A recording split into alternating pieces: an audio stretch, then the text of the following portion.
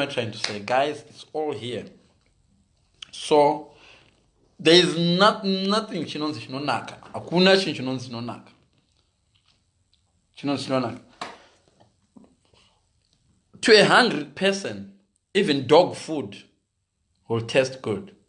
It's all in the appetite yacho.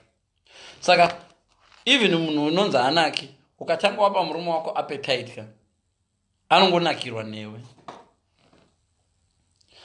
Iye mukadzi wamati anaki, kana wakambonzi nemurume wako haunaki ka, inbox me, I'll tell you what to do.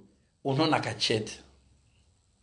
Chinja maitiro. Sometimes munonzi hamunaki because missionary there, amushanduki kana umbovhinyuka there, no movement. Kana yongozungunukoso imbo act wotanga blame vanhu vakafuta. As I said, guys, vanhu vakafuta, some of these people vakafuta, they are the most active people. They are very, very active. They are animals. Ask yourself why most of these Zimbabweans, these black guys you see, you know they are married to white girls. And have you seen the size of the girls they marry? So are you telling me that one was my paper? Some of these guys have got British passport already. They are not doing that for papers. Those girls, and these girls are very clever. When they go nightclub, club right? Club you drink, this is my juice. You drink one of guys, club in a shut, I know. This club in a shut. Guys, let's go to another club. Or can I have another pint, please? Do.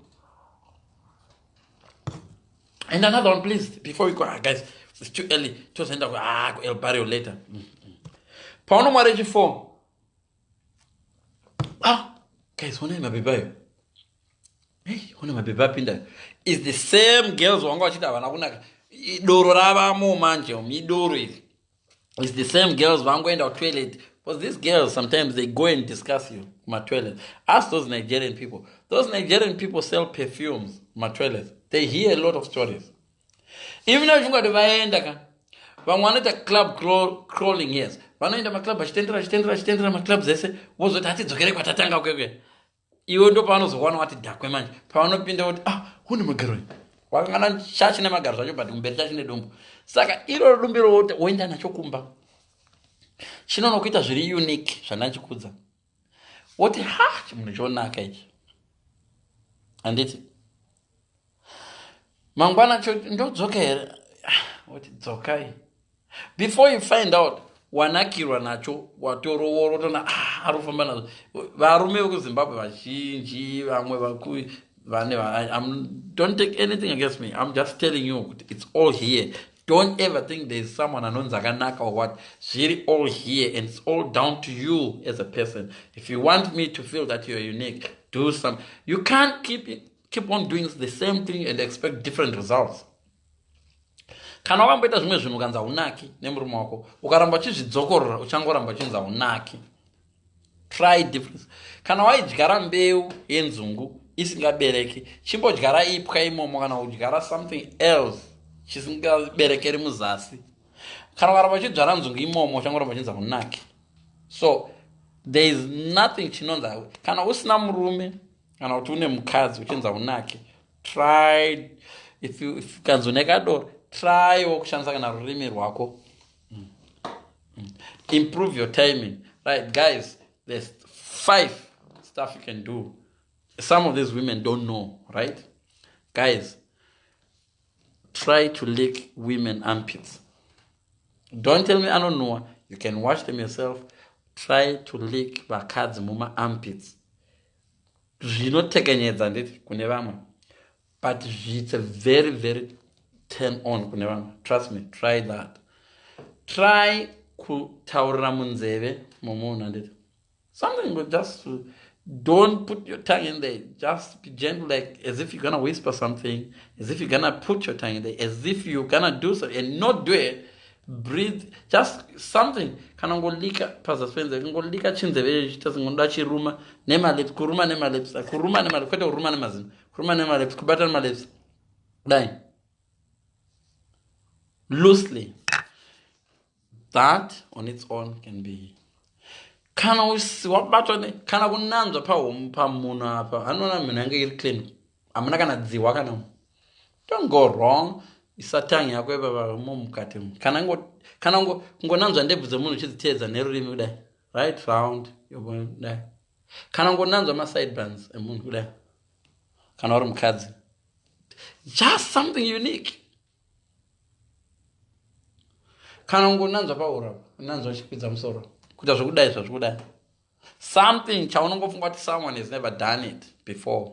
Unoita mbiri, unotoita mbiri 3.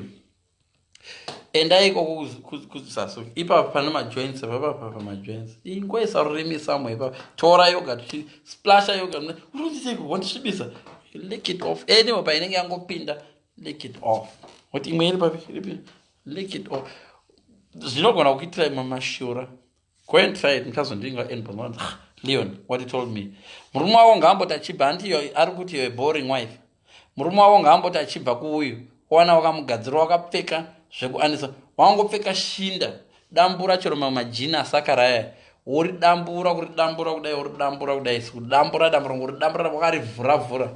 One day murume wakongokwana wakapfeka chakacha chibhamshot iri jini rawakakata chiri chibhamshot chakangopinda mukati memagaro emunhu achibva kubhawa kana usingagari nevana achibva kubhawa akadhakongori teti do you want food wobuda kuti iwe kujini raita sei wadambura jini keyo wadambura jini.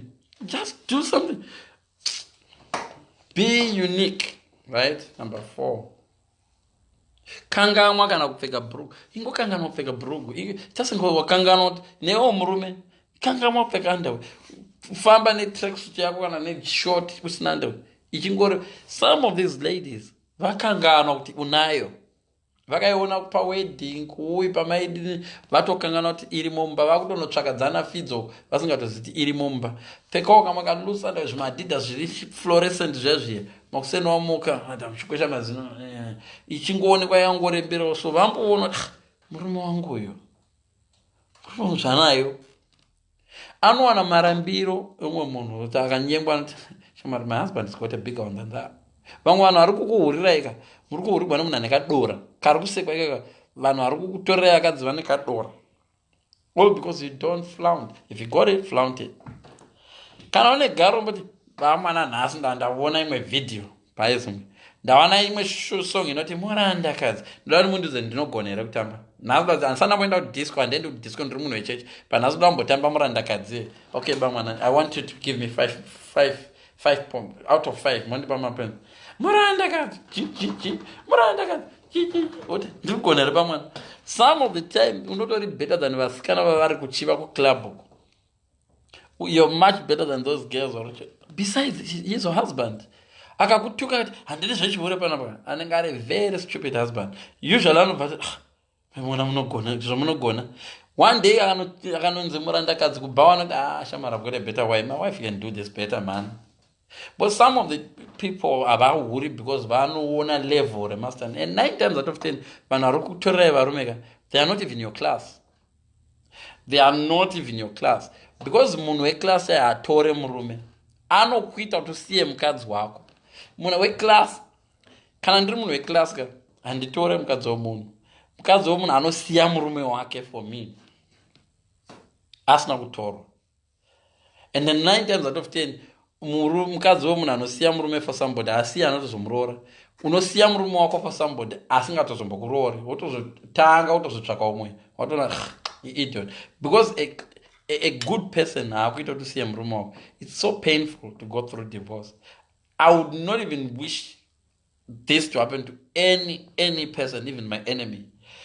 Divorce is bad for the kids, it's bad for the wife, it's bad for the husband. And one thing I want to tell you, the guys are not about marriage. The guy who insists on divorce cannot. We are not. That's the guy who suffer more. I don't know why. 9 times out of 10, most of them do suffer more from stress. Why did you make up? Maybe you did. You should have in a different angle. There are some who do it because they are really fed up. I'm not denying that. But there are some people who do it thinking I'm going to change him. My tongue, that's not right? I'm just saying, guys, to avoid the main cause of divorce, there's only one main cause of divorce. The main cause of divorce is marriage. Marriage is the main cause of divorce. Stop laughing, I'm telling the truth. Marriage is the main cause of divorce. What am I trying